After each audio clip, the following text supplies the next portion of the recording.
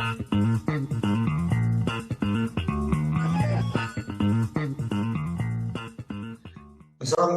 warahmatullahi wabarakatuh.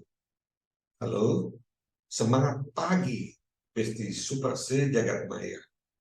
Senang sekali dapat menjumpai Anda semua kembali dalam Special Views, sebuah acara bincang eksklusif spesial dan terkini yang paling oke dari Suara Pemerintah TV bersama saya, Rudi Sukmana. Besti Super, kali ini saya akan mengajak Anda menjumpai dan berbincang dengan seorang guru besar dari Universitas Airlangga yang ahli di bidang komunikasi. Beliau pernah menjadi staf ahli bidang media, kemudian staf ahli bidang media dan komunikasi, dan terakhir sebelum beliau kembali ke padepokannya di Universitas Airlangga, sempat menjabat sebagai staf ahli bidang hukum di Kementerian Komunikasi dan Informatika Republik Indonesia. Langsung saja kita sapa beliau. Halo, semangat pagi, Profesor Dr. Andes Henry Sudiarto, Sarjana Hukum Magister Sains. Selamat pagi, Pak Rudi. Assalamualaikum warahmatullahi wabarakatuh. Baik, Pak. Sebelumnya saya mengucapkan terima kasih banyak Bapak telah meluangkan waktu untuk bergabung dengan Suara Pemerintah TV dalam acara Special Views. Pak Henry, kita langsung saja, Pak.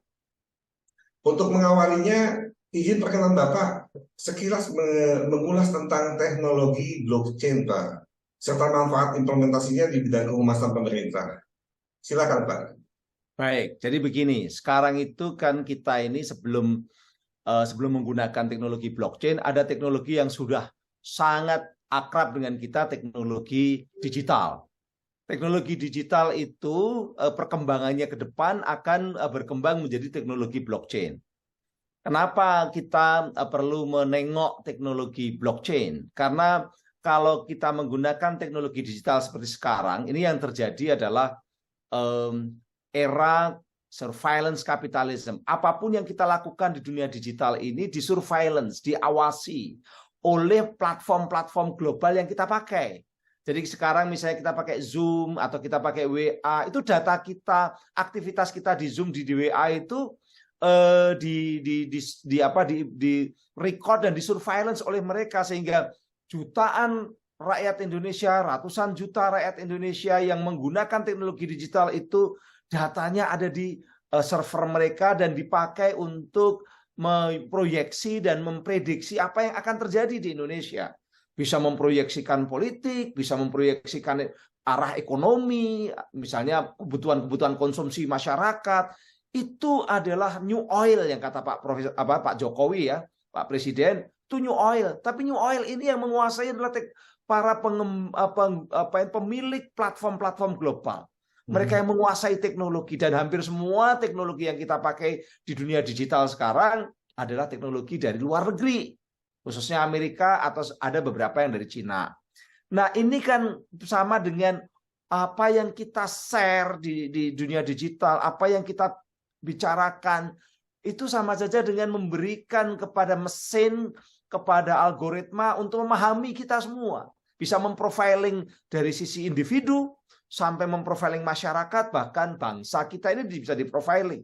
Itulah makanya kenapa kita perlu berpikir tentang teknologi lebih depannya, lebih maju, supaya kita tidak masuk di dalam sebuah jebakan surveillance kapitalisme yang semakin menguat. Itu malah bahkan banyak sekali kajiannya itu nanti dunia ini akan dikuasai oleh mereka-mereka yang menguasai data, dan data itu ada di pemilik-pemilik platform.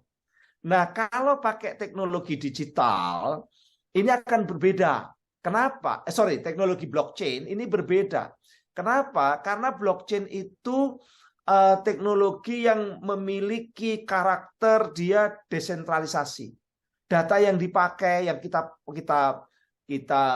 katakanlah kita tinggal di teknologi itu, yang kita aktivitas-aktivitas digitalnya itu tidak semuanya ketarik secara sentralisasi di platform, tetapi justru setiap orang pengguna blockchain maka dia bisa memiliki data itu, jadi di-share secara desentralisasi.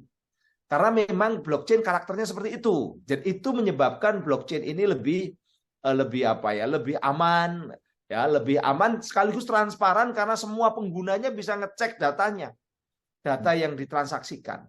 Blockchain itu seperti cara kalau kita tata buku itu ada pasif dan aktif, ada neraca, permainan neraca itu ya, ada yang satu mencatat, yang lain misalnya debit dan kredit, satunya mencatat sebagai debit, yang lain pasti mencatat sebagai kredit, dan itu teknologi yang mencatatnya, dan teknologi itu dimiliki oleh kita semua. Blockchain bisa dibuat oleh kita semua, termasuk orang Indonesia, termasuk misalnya pemerintah bikin blockchain bisa, sehingga platform blockchain ini itu seperti platform katakanlah kayak platform Google dan sebagainya, tapi ini blockchain. Itu nanti yang mengelola dan semuanya datanya ada di kita. Mengelola begitu. Nah, saya punya pemikiran bahwa komunikasi yang sekarang sudah marak dan berkembang sebagai komunikasi digital perlu kita sedikit geser ke teknologi lebih canggih, yaitu blockchain. Yaitu apa? Supaya kita pertama bisa terbebas dari surveillance capitalism. Yang kedua adalah kita sendiri itu bisa menggerakkan partisipasi publik dengan blockchain ini. Sekarang ini di era digital itu the power of netizen over the power of state. Kekuatan netizen yang jumlahnya pengguna digitalnya itu sudah 212 juta. Itu tentu saja powerful sekali. Dan negara itu menjadi lemah sekarang dalam konteks komunikasi. Berapa sih jumlah yang punya komitmen pada negara? Ya, kalau itu adalah ASN, berapa ASN yang mengkomunikasikan komunikasi publik untuk kepentingan negara? Jumlahnya sangat kecil bila dibandingkan dengan netizen. Nah, untungnya memang netizen digital masih ada yang membela negara, masih ada yang merah putih, banyak. Nah, kalau blockchain nanti akan semakin banyak. Karena apa? Karena blockchain bukan hanya membiarkan orang itu mendapatkan katakanlah kepuasan ketika nge-share sesuatu, tapi juga dia bisa mendapatkan reward dari sistem blockchain itu sendiri. Kalau sekarang orang nge-share itu ngapain nge-share konten-konten dari pemerintah atau konten-konten negara atau konten-konten kepentingan nasional kita? Konten sudah banyak dibuat oleh katakanlah oleh Kominfo, oleh lembaga-lembaga negara, bahkan presiden, misalnya begitu. Tidak semuanya mau nge-share. Kenapa? Karena memang tidak seksi secara komunikasi. Yang seksi itu kalau ada kecaman, ada serangan, ada kontroversi, ada konflik, ada pornografi yang melibatkan artis, itu pasti banyak yang nge-share walaupun di blur dan sebagainya. Yang kontroversi, yang krisis, lebih banyak yang nge-share. Tapi konten-konten yang membuat orang menjadi terinspirasi, membuat orang menjadi semakin cinta pada negara dan pemerintah yang sah, itu sedikit sekali. Nah, blockchain itu bisa mengubah tadi. Karena apa?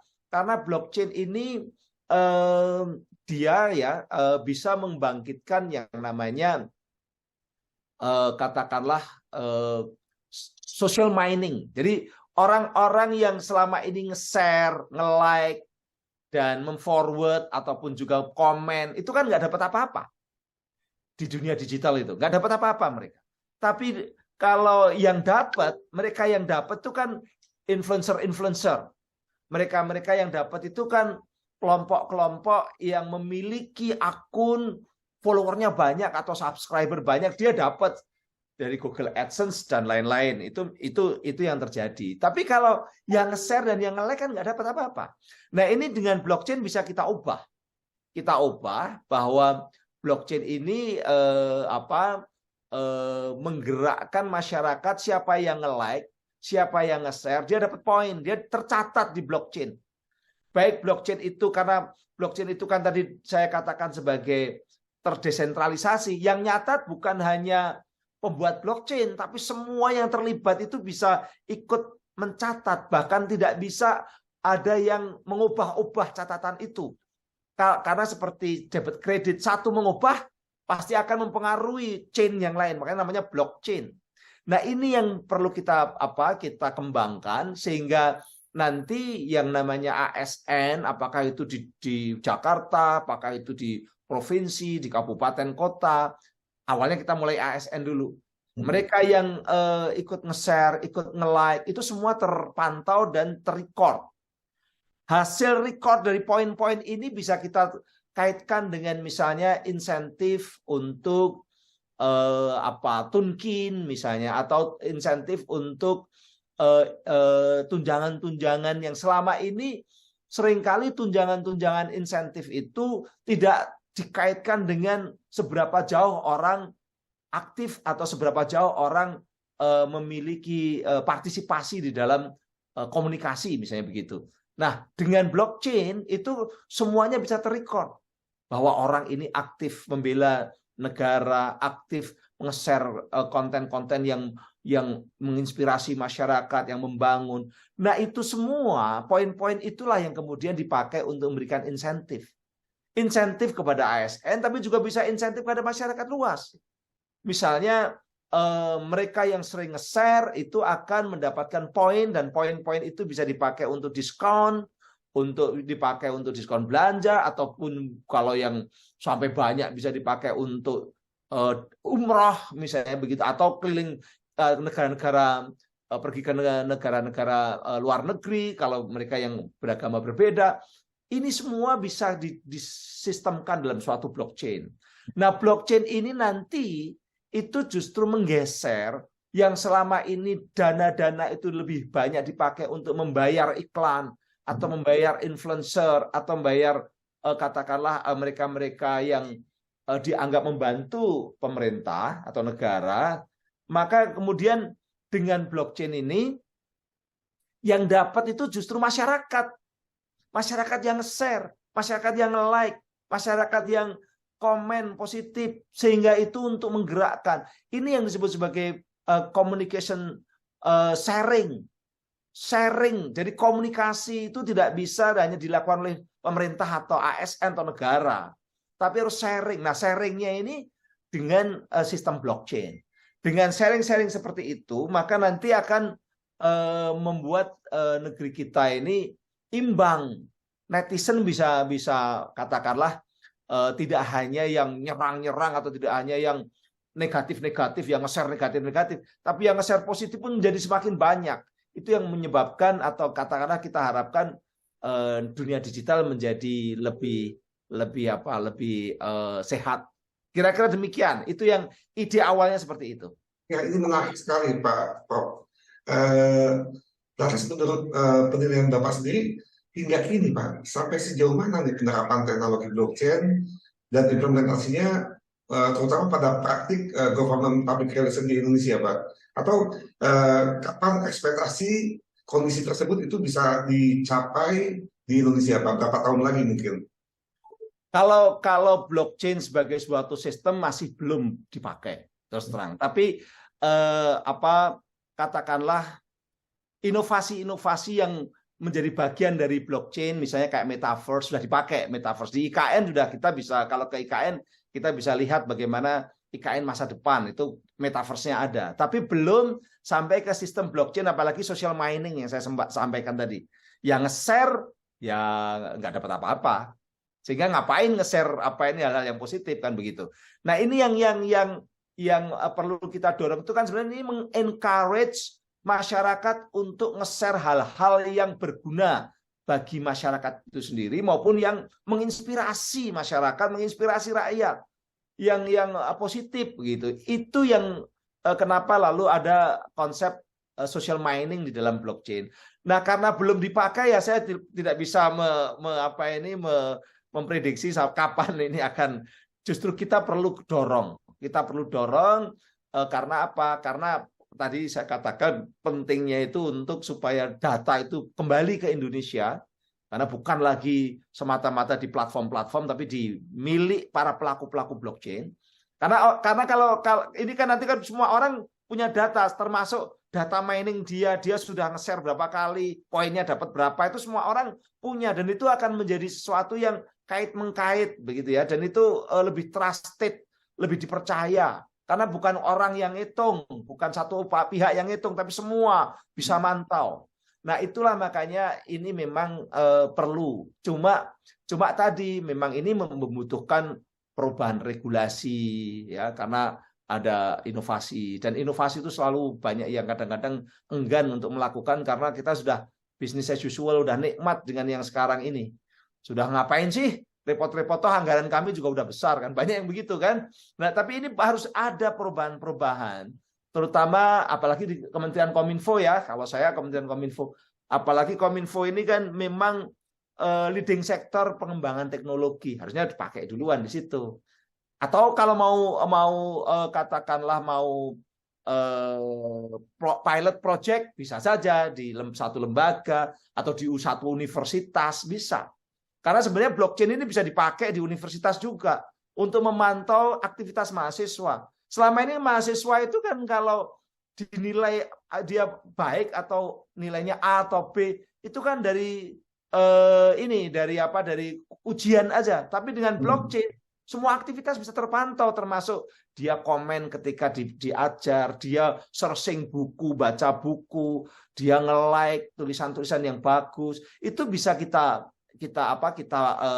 kapitalisasi dengan blockchain. Jadi ini sebenarnya bisa digunakan di banyak tempat, di banyak aktivitas, cuman memang masih sedikit sekali yang memikirkan. Blockchain yang berkembang justru lebih kepada kripto atau Bitcoin-nya aja. Tapi untuk untuk aktivitas social mining-nya masih belum. Nanti kita bisa kawinkan dengan kripto atau social mining untuk pembayarannya pakai kripto atau apa gitu. Ini berarti apa? Nanti pemerintah itu akan inline dengan masa depan anak-anak muda.